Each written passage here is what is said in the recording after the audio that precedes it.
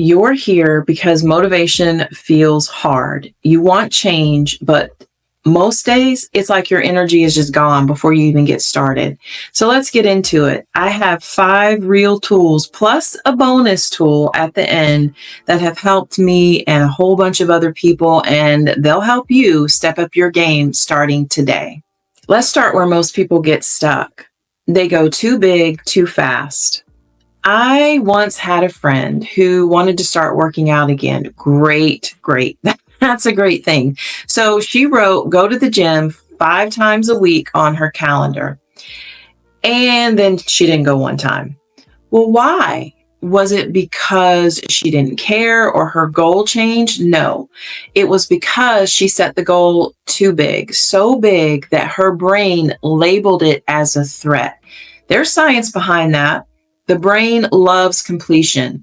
When something feels too overwhelming, though, your survival brain steps up and says, wait, I need to avoid that so that I can stay safe. That's why shrinking the task down isn't considered lazy, it's strategy. So what you're going to want to do is you're going to want to set your goal extremely small. Okay, it's going to feel like, what are you talking about? So what I mean is, for example, if you have a goal of writing a book, don't write the book. Open the document instead. If you have a goal of cleaning the kitchen, the whole kitchen, don't clean the whole kitchen. Just wash the mug instead. Now listen, one of my listeners told me, she left a comment under one of my motivation videos, and she said, listen, I started with 5 minutes of yoga in the morning. That's it. And guess what? 3 weeks later, she responded that it has naturally become 20 minutes, and not because she forced it, but because she just started with those 5 minutes. So let me ask you a question. Where are you making the goal so big that you avoid it completely? And what's the 1-minute version of that thing that you can do to get started and eventually complete your goal? Tip 2, create a cue. So let's talk about the start signal. Most of us don't lack willpower. We lack rhythm. So if your brain doesn't know when to start, it's just going to stall. I use a countdown for me. It's a 3, 2, 1, go. That's it. No time to debate, no talking myself out of it. It's just a cue. And there's science behind this because routines wire your brain for action. When you tie a new habit to something predictable, like brushing your teeth, for example, or making coffee, then you're reducing the mental load of starting. So what you're going to want to do is just pick a cue. So let's say that you have the goal of journaling or just starting journaling. After coffee that you have every day, you'll journal for 1 minute. After lunch, if you have the goal of walking more, you'll take a walk. If you need to start a project that you've been putting off, let's say after scrolling on your phone or on, your computer, close the tab and open the work project. So you're just tying whatever that goal is to something that already exists for you. I had a listener share that they were struggling to read more. So what they did was, as soon as the tea kettle went off, they would open their Kindle.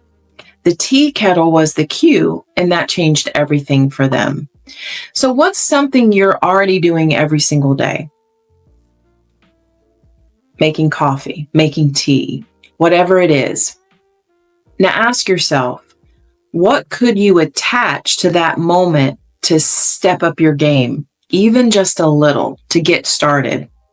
Tip 3, make progress visible. If you can't see your wins, your brain assumes you're not making any. So I was showing up for 10-minute workouts, yoga specifically, but feeling like a failure until I started tracking it. Okay. It didn't feel intense enough to me.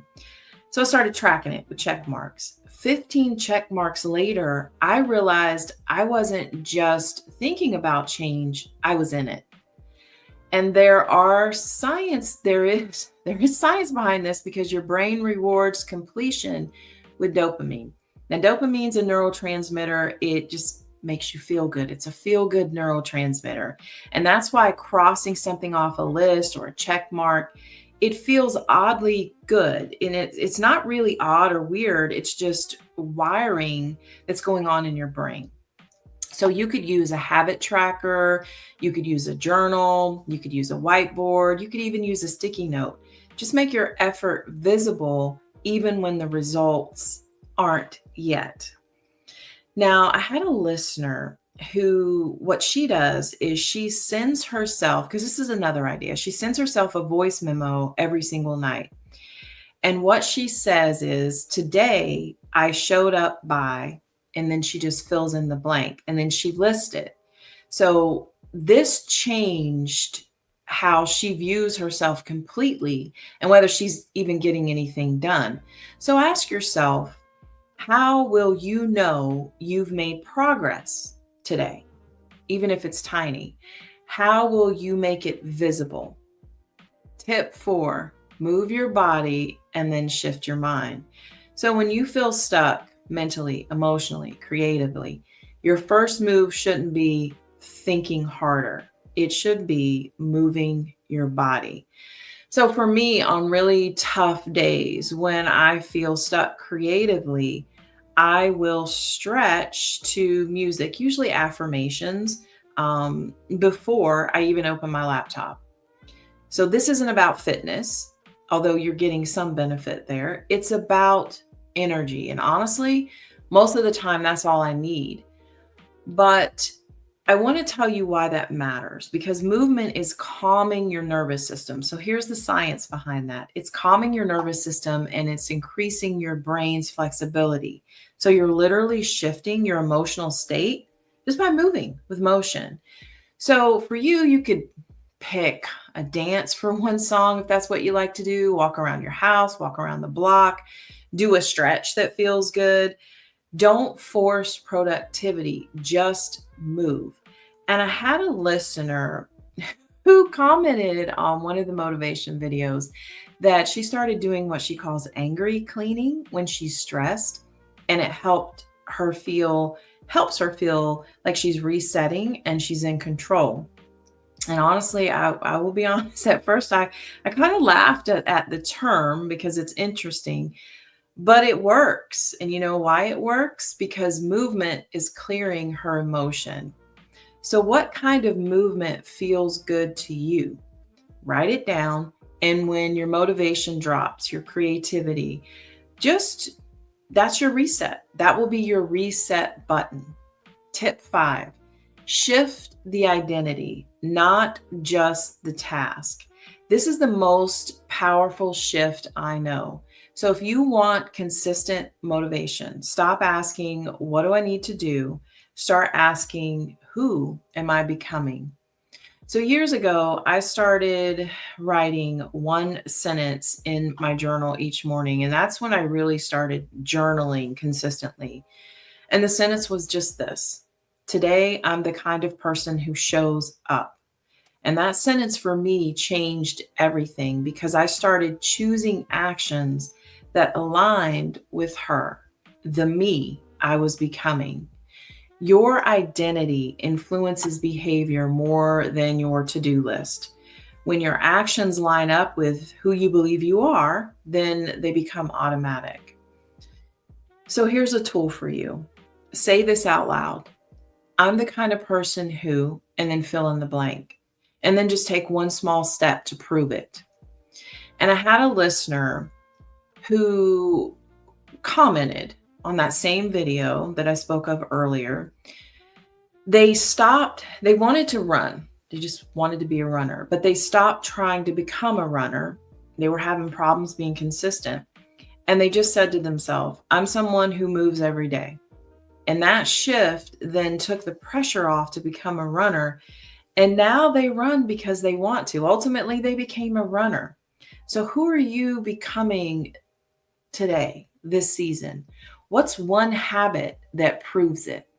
And I have a bonus tip for you: anchor your day with one win. On hard days, you don't need everything to go well. You need one anchor win that keeps you grounded. For example, maybe for you, it's making your bed. Maybe it might be drinking water first thing, opening your journal, or even smiling in the mirror.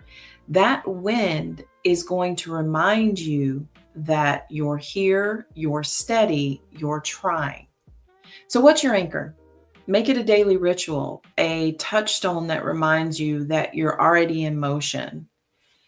So, I'd like to close with a visualization. And if you can, close your eyes and picture this, that you, tomorrow morning, not waiting for motivation, not negotiating with your doubt, you stepping into the day with one tiny act of self trust. You don't have to feel ready, you just have to begin. Thanks for hanging out with me today. And if this sparked something in you, consider subscribing, following the podcast on all the places all the platforms you get your podcast. Share it with a friend or drop a review. And I want to know, what tip landed hardest for you today? Leave a comment. I'd love to hear what you're building, even if it's small. And remember, you don't have to wait for motivation. You create it one action at a time. And until the next episode, take care of your mind, body, and soul.